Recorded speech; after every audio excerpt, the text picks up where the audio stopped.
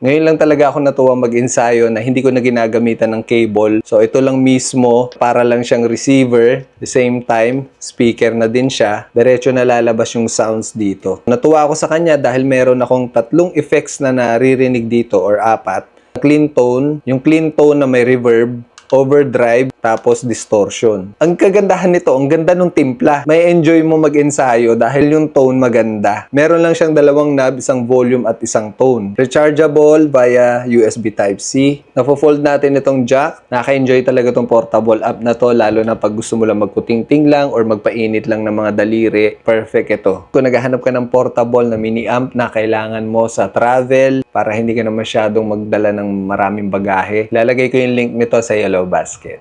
Salamat!